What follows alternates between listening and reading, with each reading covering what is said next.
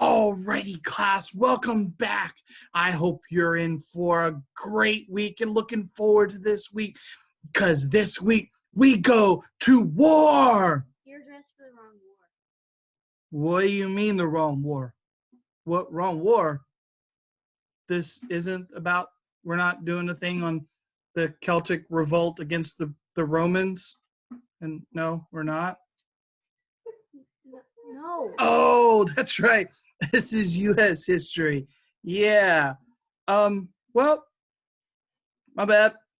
Well, this is going to stay on for a little bit. So, yeah, I'm going to go ahead and get started here. So let me get my thing up here for you guys. Hopefully you guys have your note sheet ready because here we go. Yeah. Okay. So, right. Wrong war. Dang it. I really like this outfit. I mean, look, cool. See, you see like the Celtic symbols? I mean, I was all ready.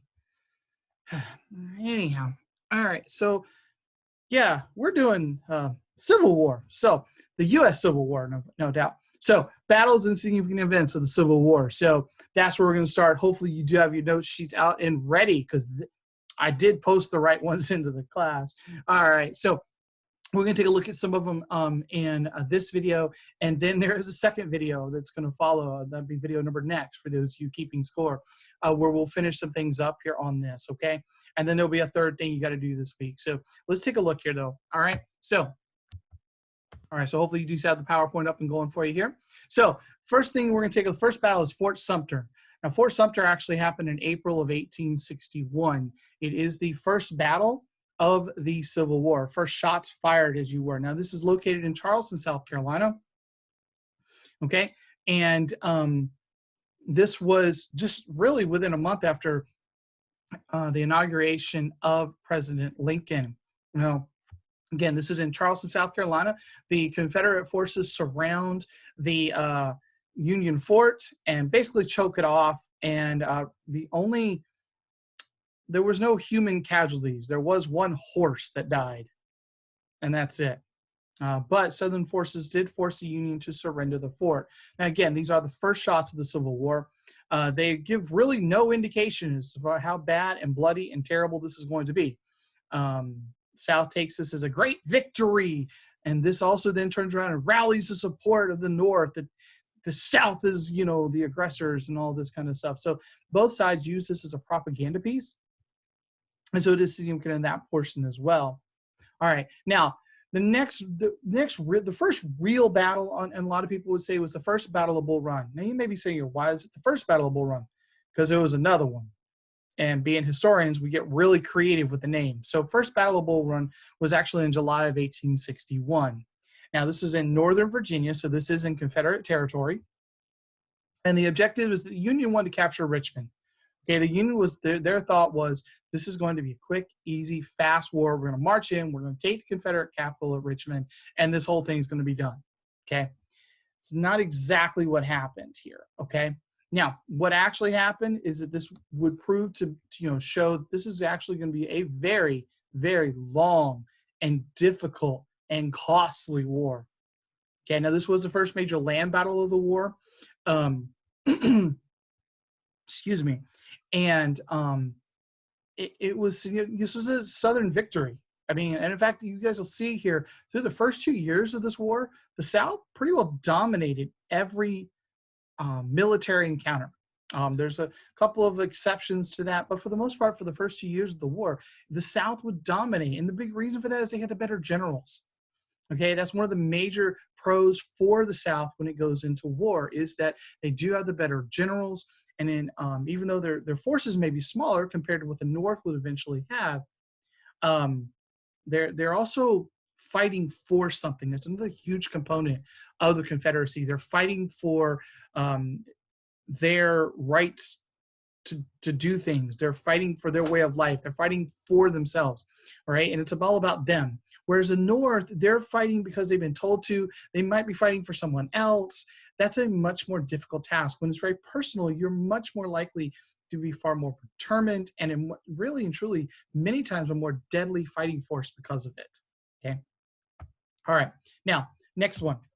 The Monitor versus the Merrimack. This actually occurred in March of 1862. And as you'll see a picture of it here, that's the Monitor and the Merrimack. These are what's called ironclads. And this was the first naval battle, and really the only true naval battle of any significance in the Civil War. Now, it happened off the coast of Virginia. Now, it preserved the Union blockade. And the blockade was important because it was choking off supplies, all kinds of things to the South. It very much isolated them. Now, the South was trying to leverage this blockade and their connections economically with Britain and France. Remember, South was king cotton, and the South provided a ton of cotton not only to the northern factories, but all over the world. And so the British Empire was still the biggest, baddest kid on the block. And so they were trying to leverage that to get support. Okay, that's what they're trying to do. But the Union blockade cut off all those additional supplies that the South would desperately need.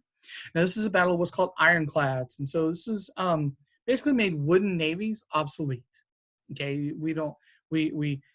this is a huge turning point, not just in the war itself, but also in worldwide history, because it shifts how navies are to be constructed, and it really changes the ball game when it comes to that. Okay, so this is, again, not only significant because of the war, Civil War, but also in terms of world history as well. Now, the next one is the Battle of Antietam. This is in September of 1862. Now, this is in Maryland, which is just over the Virginia border, which really means, what that actually means is that this is in Northern Territory. Okay, and this is where the Southern strategy shifted a little bit. Initially, the Southern strategy was going to be simply a defensive war, that they're going to set up their armies, and we're just going to, the idea was that those in the South were going to say, hey, we're going to keep the Northerners out, the Union out, the Federal Army out, whatever you want to call them. Okay, and that was the idea. It was a defensive war. But they realized that sometimes the best defense is a good offense. And so the idea here was that the South believed a victory on Union soil would win the backing of Britain and France. They're still fighting for that, guys. Okay, and this was a big deal. They're trying to get that additional support that they desperately need. And so showing that they're not just, defending themselves, but they're actually can be aggressive and win a battle was, they thought, would be of huge significance. Now, this was also known as the bloodiest battle of the war, and it is actually the first Union victory. Okay, and so it's of significance because it is a Union victory. I mean, we're in 1862. We're not quite fully 2 years in. The war is still very much on the South side at this point, but this is that first real sort of crack, if you will, that begins to form in that. And it was extremely bloody, guys. One thing to note is that it's not so much the soldiers who died in the actual battle itself, but for every 3 deaths in the war, 2 of those were caused by some type of disease or infection. And so this was a very bloody battle. Tons of soldiers died on the actual battlefield on that day. And then even more, twice as many actually would have died as a result of the battle. And this would have been true on average for all of the battles in the Civil War. All right, let's go ahead and take a look at the next one here, guys. Next thing, okay? The next thing really is not a battle. It's actually the Emancipation Proclamation. And so what the Emancipation Proclamation was, it was an order issued by Lincoln that freed the slaves, but only in the rebelling states. It was actually almost like a game of poker in the sense, because the South knew this was coming.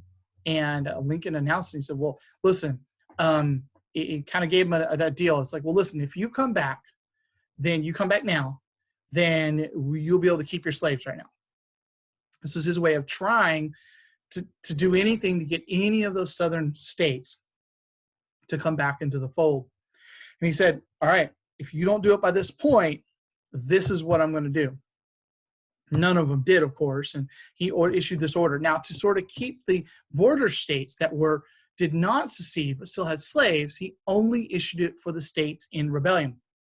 And the way that he was able to sort of get around this legally was the fact that they were in rebellion. But 2, eventually he was able to force this because those areas came under military rule.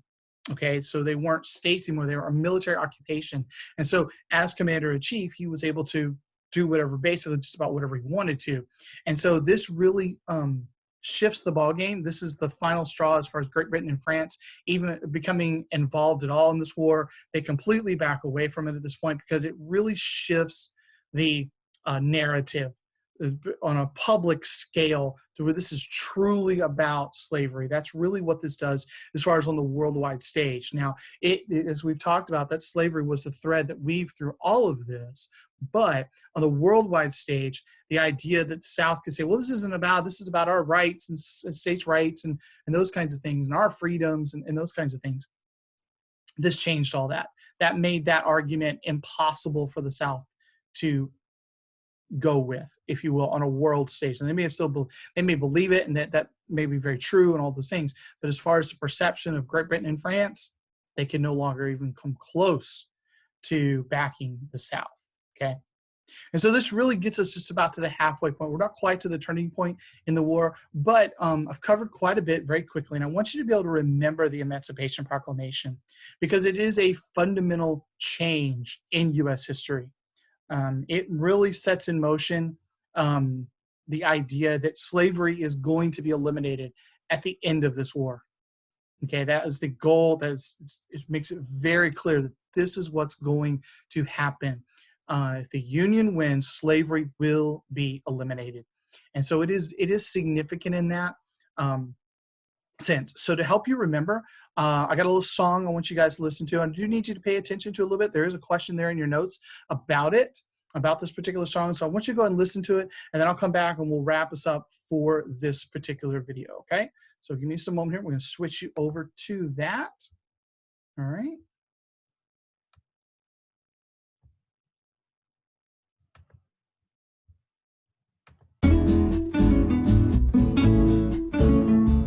Because you know I'm gonna emancipate, well kind of. I'm gonna emancipate, well kind of. I'm gonna emancipate, well kind of. I'm gonna emancipate.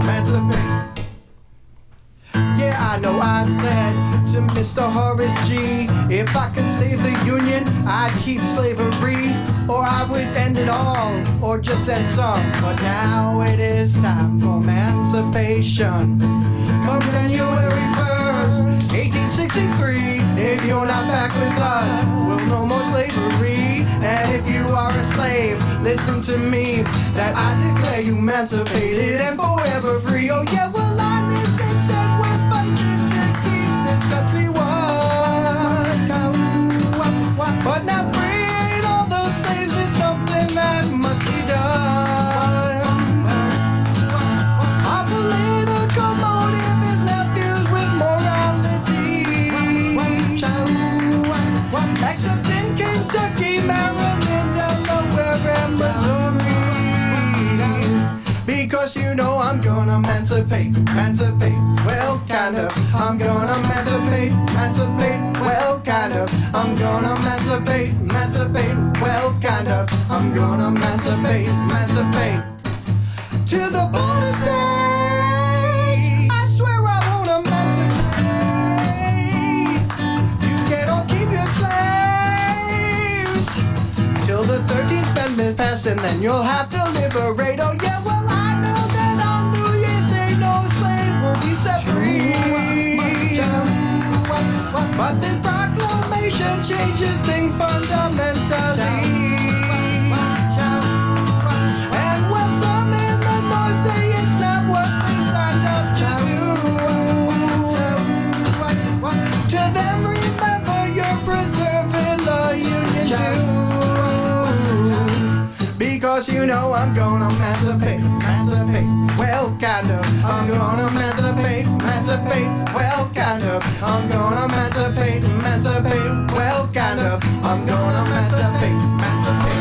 Welcome back, class. There you go, the Emancipation Proclamation done to I'm All About That Bass. If you like that parody.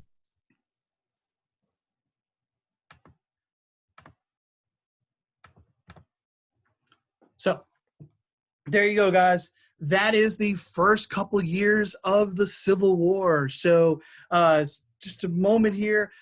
You'll be able to go ahead, finish up those notes. If you didn't get anything, guess what? You can rewind the video. You can do all those things. You can get caught up. You can get them filled in. Make sure you do that before you try taking the assessment. The assessment should be pretty straightforward if you take the time to get the notes. I've underlined everything for you guys. I'm trying to make this as straightforward as possible for you. Pretty much same thing we've done this entire e-learning process, right? And so there is a number next video that'll be coming out for you that we'll be able to finish up the Civil War battles and how this I know we're covering this very, very quickly, guys. I know it. I get it. To be honest with you guys, I spent an entire semester on this in college. So for me to spend like a week on just talking through this is really, really fast. And so if you guys have any questions or other thoughts or concerns, any other thing that not covered over these two videos, definitely reach out to me and let me know, because I'd be more than happy to tell you tons of stuff about the Civil War. Okay, it is a fascinating period of world history. It's a very deadly time. It's a bloody time. There's all kinds of moving pieces. It's a fascinating thing. If you ever want to really study it, I encourage you to do so. There is a number of movies out there that are really good. Gods and Generals is one. Gettysburg's another one. They all actually they pretty well all go together, and they are amazing videos. They're long movies, no doubt, but they are really, really good, and they're fairly historically accurate in different things. And so that's a really, really neat treat. So if you guys have some time, which you may, check out things like Gods and Generals. I just warn you, it was long enough that you actually got an intermission in the actual movie theater. So it is a long movie, but super, super good. Okay, guys. Well, I'll be taking care of the next video here for you, and I hope you guys have a good rest of your day.